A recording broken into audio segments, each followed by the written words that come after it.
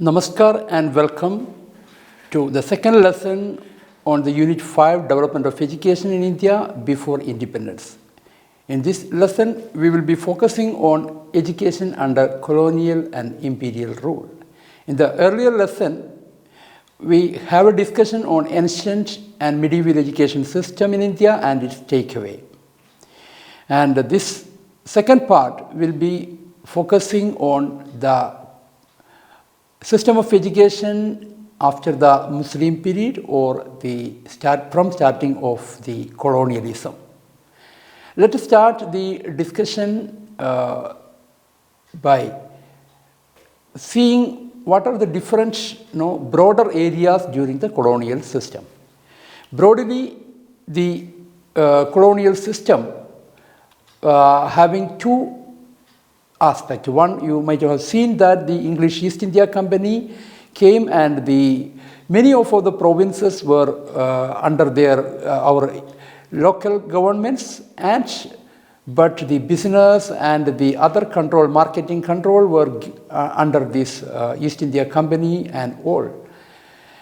And later in 1857, once the first War of Independence failed, the Britishers started governing India using their power or using the British governmental power.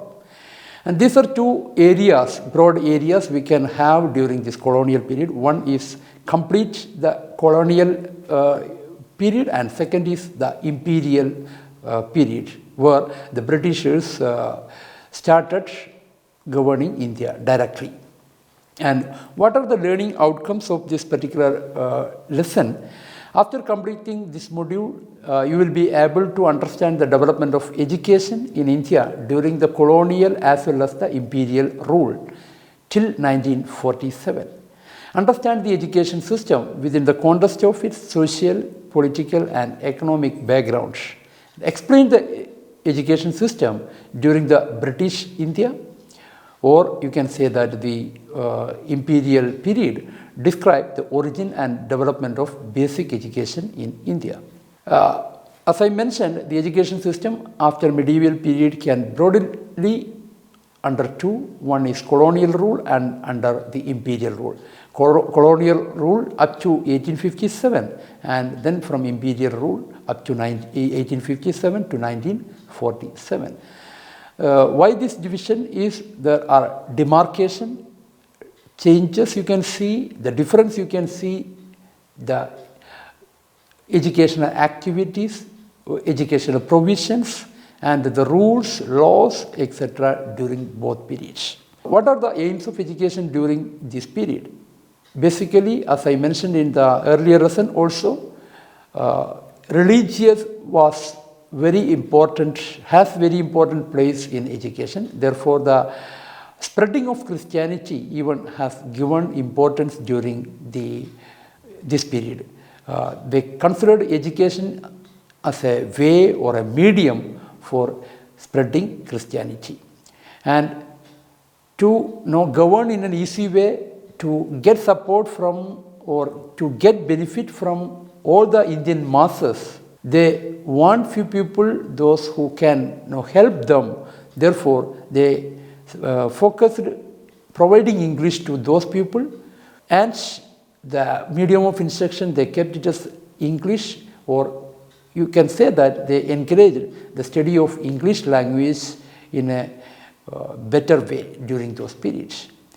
And even they want to prepare some of the people for supporting them in the administrative role, collecting taxes, ensuring peace, ensuring discipline among the different times. All these aspects have been done through imparting English education to a very few. It was their hidden agenda to divide the people of India into different categories also. And thereby providing the support to few, they aimed to expand their marketing also, business also. They want to expand the market of English goods in Indian places, different places also, Indian provinces, different provinces also. These were the major aims. You can see that if you go through these aims and if you compare it with the aims during the Vedic or Buddhist period, one thing which is not having a place is the holistic development of the child. Their intellectual development, their moral development, their physical development, their mental development, all these have not given a place during this type of Britishers, colonial as well as the imperial period. And it was a starting of some controversy also, since during the colonial period, even as I mentioned, when the English East India Company started controlling Indian people, they want people, those who can speak English, but they don't want many people knows English. Because of that, they thought of giving education, since there are people from Europe and other countries also. Therefore, these people, they don't have the idea of the vernacular language or the local language, but they need to interact with the Indian masses for their marketing and for their business. The only way is to teach these people, English people or European people, the vernacular language also. It was necessity. At the same time, they want to teach few Indians English also, so that the communication and all other activities will become easy. And for that purpose, based on the Charter Act in 1698, it has given permission to the English East India Company to open schools in India. They started opening schools in India, and mainly these schools were meant for European children, the children of European people who were working for the company and they were living in the India. But later on, they extended this to even to few Indians, those people, they are working for company also. There are people, those who are working for company as well, and they thought of providing education to the children of those people as well. And at the same time, with the permission of Charter Act, with the recommendation, they started charity schools, and many missionaries were started charities schools in different presidencies, and these schools were initially started at Madras, Bombay, as well as Kolkata. And it is all meant for their education. And children of Indian officers also, as I mentioned, provided this English education. And then some controversy occurred. The controversy is that if we do not give education to the Indian masses or the natives of Indian English education, it will be very difficult for them to deal with them in different aspects. Therefore, directors of the companies, English East India Company, they were not willing to provide education to Indian natives. At the same time, some of the officers of the company, since they are actually dealing with these Indian natives and masses, they thought it is better to have education to Indian masses as well. But they want this education need to be given to Indian masses, and directors of the company are not willing. And this leads to a controversy generally known as Oriental Anglicist controversy. And let's see what is an Oriental policy. In order to understand this controversy, first of all, we should have an idea about what is an Oriental policy and what is an Anglicist policy. And let us see what is an Oriental policy.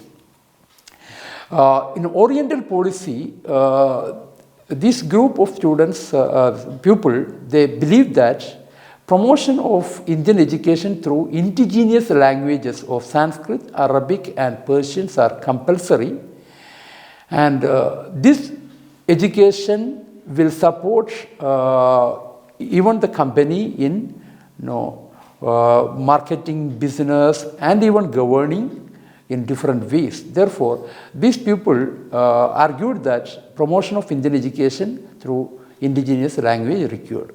And for that purpose, we need to start, or we need to open many schools. And as a discussion, in 1781, English East India Company opened one such institution, one madrasa at Calcutta for imparting education in Persian languages, Arabic and all.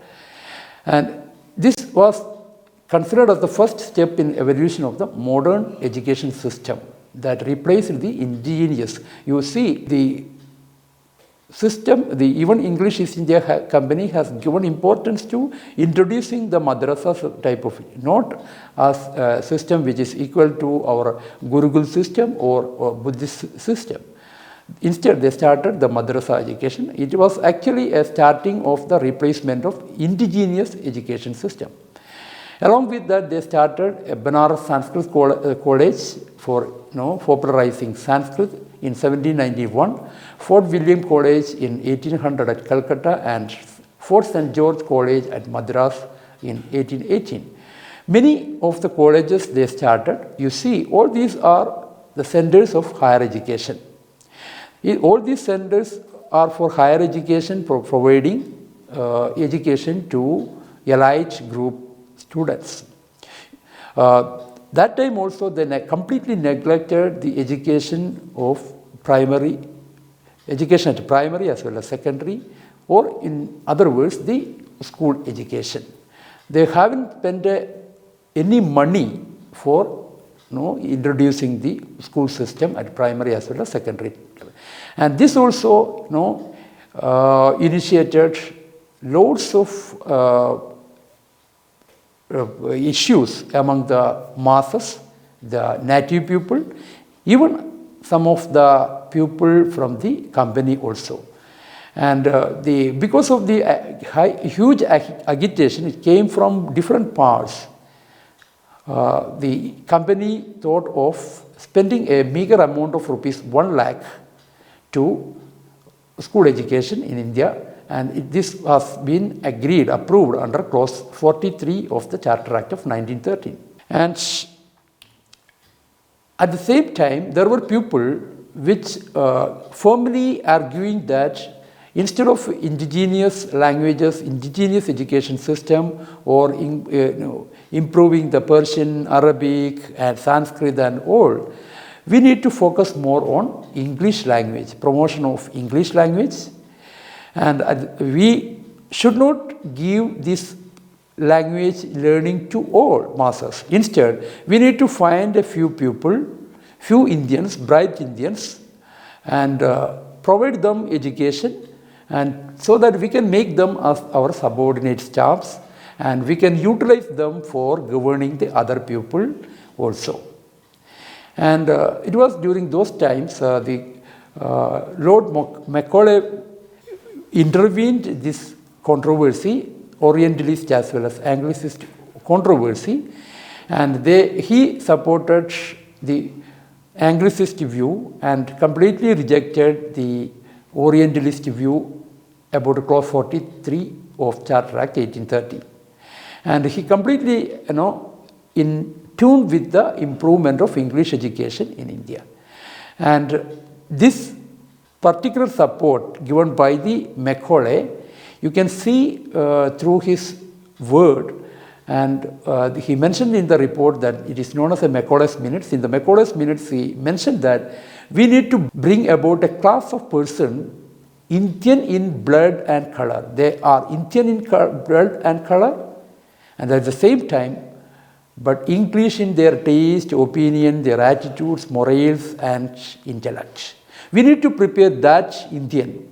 They need to be Indian in color and blood, but at the same time, they need to obey all the activities. They need to undertake everything what we want. They should have a taste of English in all their activities.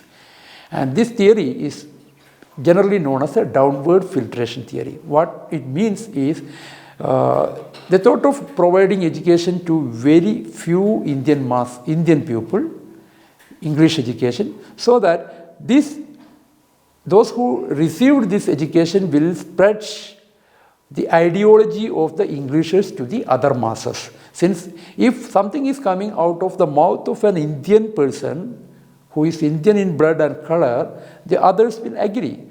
It was the logic behind this policy. That is why it is known as a downward filtration theory. They want to see from the masses the best people, those who can recruit as a subordinate staff, and they can be given English education, and later period they can utilize these people for governing the other masses.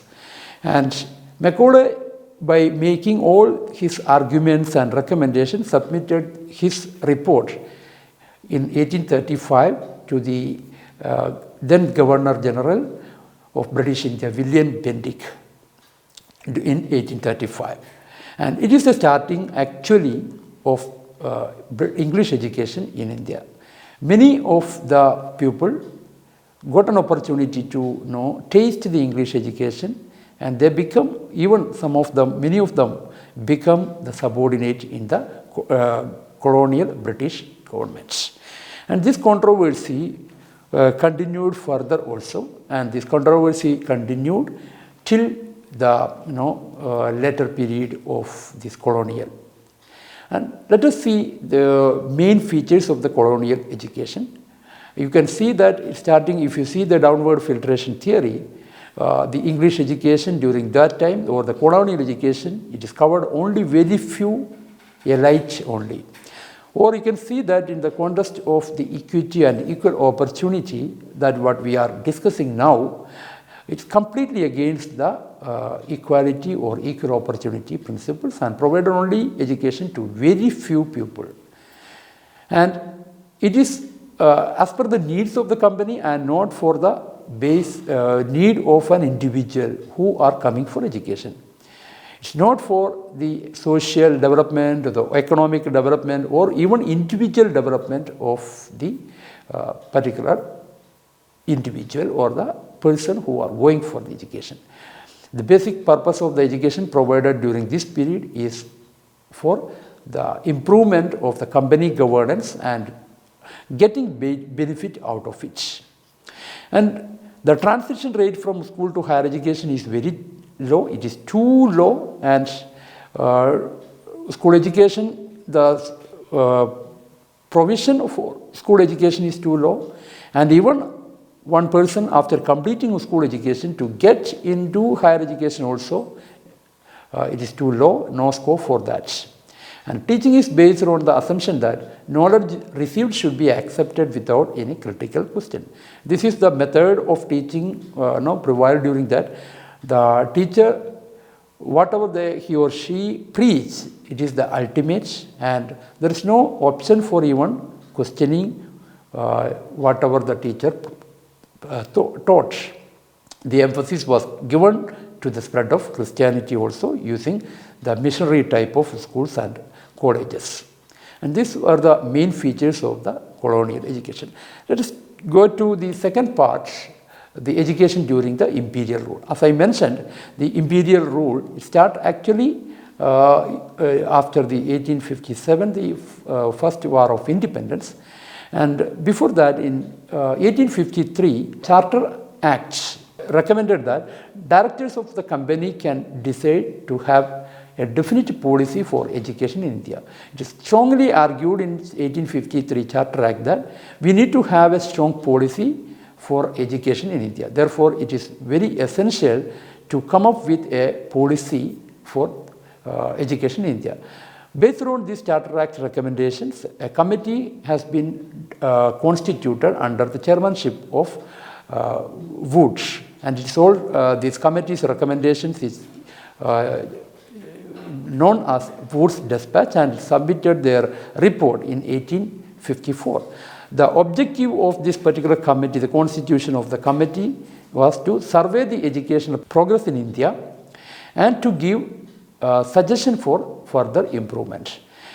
This committee has given, as I mentioned earlier also, something happened, the positive changes happened in the later period. You can say that it is all because of the Woods dispatch. Many changes have been happened in Indian education during the colonial period. And they mentioned that it is very essential to provide importance to the vernacular or native language in schools as well as colleges or secondary schools. And they suggested that it is need to ensure the vernacular languages have been used in the school, and they need to be considered even as a medium of instruction in the primary level. They emphasized the government has responsibility for education activities, not only in the higher education level, but at the same time it has importance in the primary as well as secondary education. And this dispatch suggested that the medium of instruction at primary need to be the vernacular language, and at the secondary it should be Anglo-vernacular, the combination of both, and in the higher education it should be the English. And the dispatch also has given importance to women education. And why I am saying this dispatch has given an important role in modernizing or improving the education scenario in India because of its important recommendation like this. The other commissions earlier haven't given any type of recommendation or any type of initiative for improving the education system in India. And even this dispatch has recommended for providing training to the teachers as well. These are some of the important recommendations during the Woods dispatch. But unfortunately, it submitted in 1854, and then this first war of independence happened. For the 2-3 years, nothing happened. And once this first war of independence completed, after the government change in British India also, they started thinking about the recommendation of Woods dispatch. Initially in 1857, as a part of the implementation of the recommendation of Woods dispatch, they established 3 universities in different provinces. One at Calcutta, another at Madras, and a third one at Bombay. Unfortunately, during those time, these universities are simply the institution which are meant for examination body, conducting examination for the matriculation and other different types of examination. There was no proper type of teaching happened during those times at these universities. And students will go for examination either through self-study, or they may be getting some tutoring experience from different tutors, or there are different affiliated private institutions. They are offering courses, and the students enrolled in these private institutions also will go for the examination. Basically, these are names are universities, but these are meant for only providing examination. And it is the next important juncture where this education in India moved further is the starting of initiation of a commission. It's known as Indian Education Commission, or it's generally known as Hunter Commission. It's constituted during the British colonial period, and they submitted the report in 1882. The very dual objective of this commission was to study the implementation of Woods dispatch and to examine the status of state-sponsored education in each of the provinces. It was a wider implication in the later periods because of many reasons. And along with this objective, the Commission's mandate is to suggest some recommendation to a proper share of public funds for the same. And let us see the major recommendation of this policy. There are 2 important recommendations. The one is the management of primary education was transferred to the local bodies. That's why I mentioned that it has a wider implication. At that time, local self-government act was being enacted. Now we have a self-government or Panchayati Raj system. its earlier form were there in colonial India, and the Hunter Commission suggested that the management of the primary education need to be given to the local bodies. Like now, the primary education in India at present it is given to the Panchayati, the lower level of the Panchayati Raj system. And another important recommendation is the government need to give granting aid to the private agencies to encourage private enterprise in the field of education. Private partnership in the field of education also encouraged during those times. These were the two important recommendations. Because of the second recommendation, the Indian education system has some adverse effect also. Because of lots of granting aid to private agencies, many of the private people came and received many grants, and then it caused a rapid growth of private schools and colleges in India. And because of the rapid growth of private schools, the indigenous schools which are prevailed in the rural areas of our different provinces become decayed, gradually destroyed. And this is an impact negatively affected in the indigenous education system. And after 1882, from the 1902 to 1921, there is a period which you can see lots of improvement in the number of institutions in India. There were lots of issues happened, controversies and agitation happened during those colonial period, and many of the Indian leaders were agitated against the English education and declining of the indigenous education system and not providing education, primary education even to the Indian masses and all. Those agitation came, and because of that, Lord Curzon thought of conducting a conference of education of people from different provinces, educational directors from educational different provinces of India. He invited directors of education from different provinces of India at Shimla, and they conducted around 15 days conferences, long conferences at Shimla. And as a recommendation of these conferences, the company, the colonial government appointed Indian University Commission in the year 1902. And many of these recommendations of the committee were opposed by Indians because many of them are anti-Indians recommendations.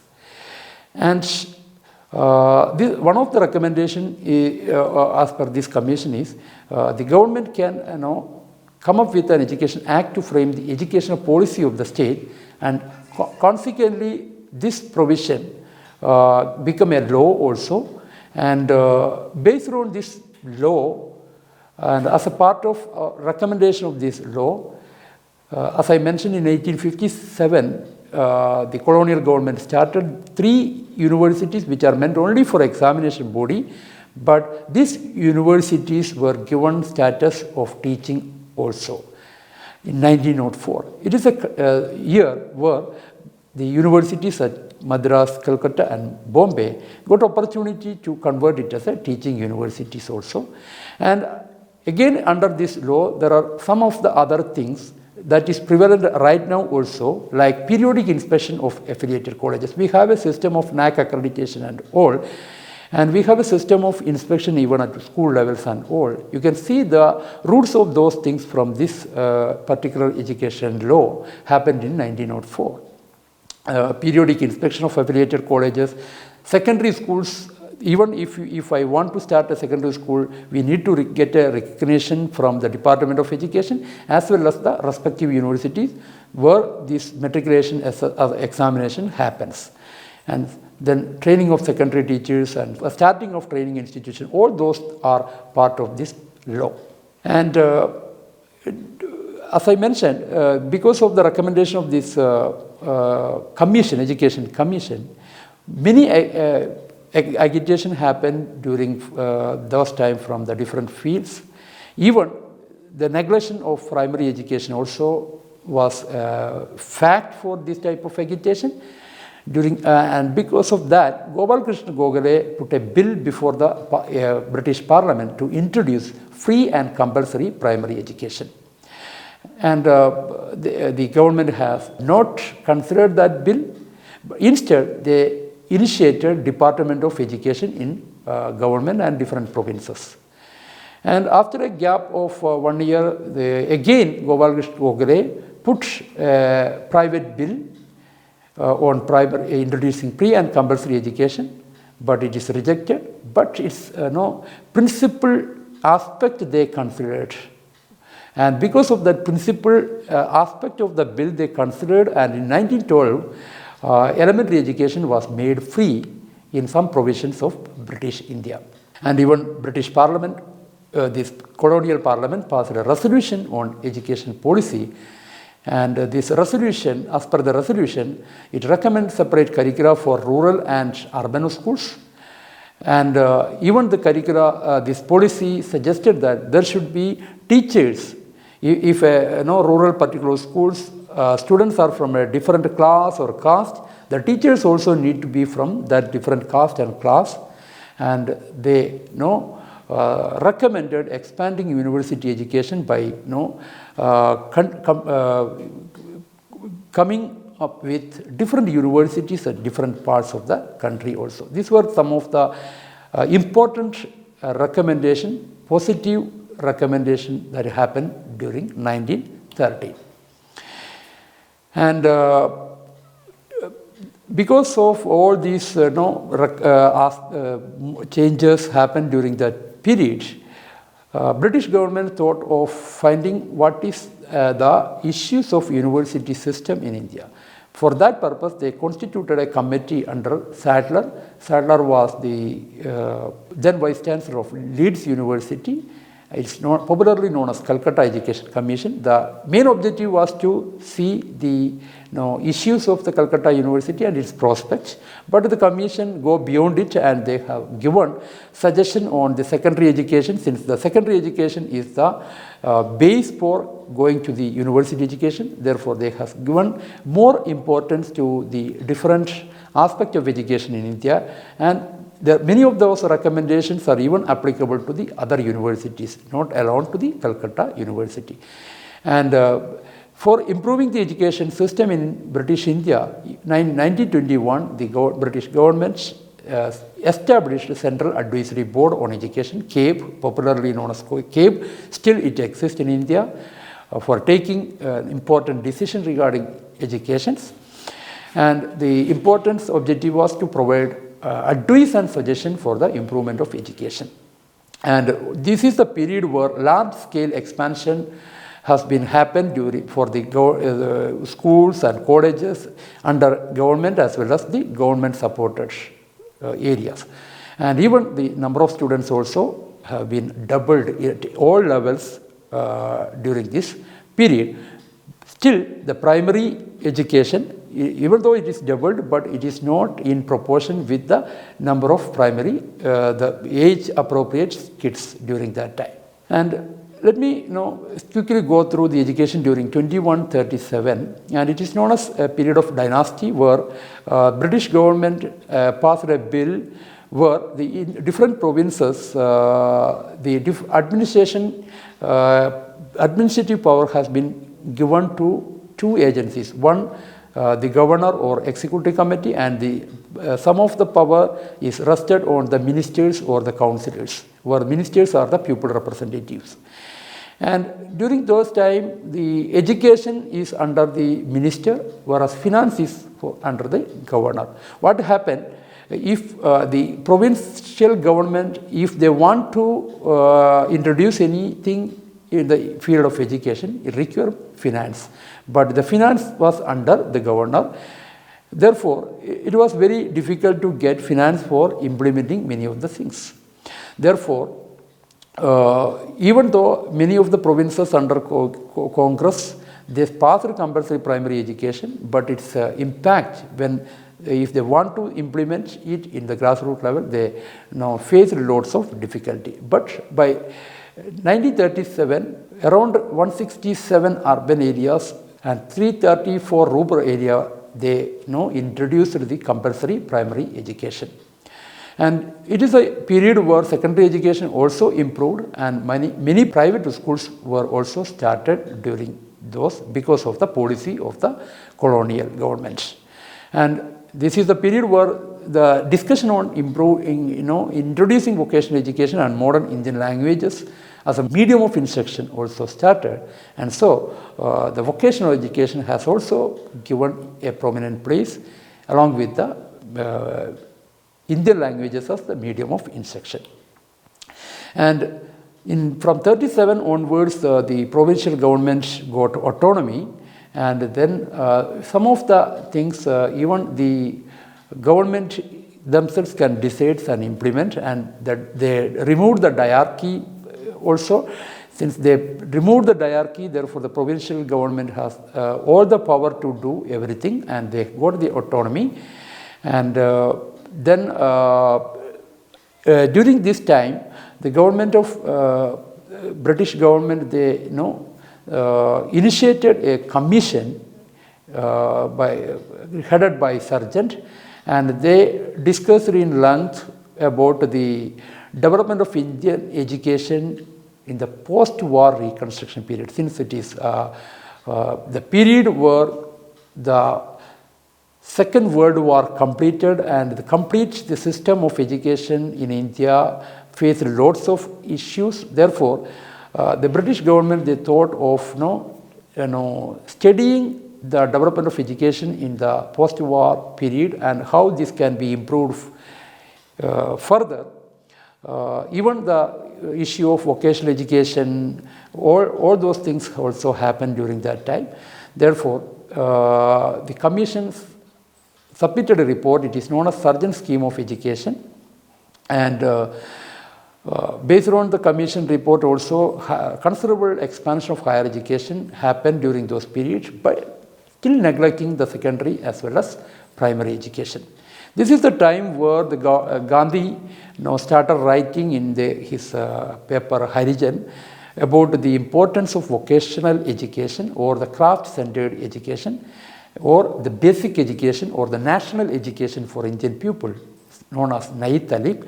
The reason is that, as I mentioned earlier, in the diarchy time, the provincial government don't have the power of financing. Therefore, financing was the problem. Therefore, Gandhiji thought if the students are self-centered, if the teacher also self-centered, if they can earn money through learn, that will benefit the education, and that will help the provincial government also.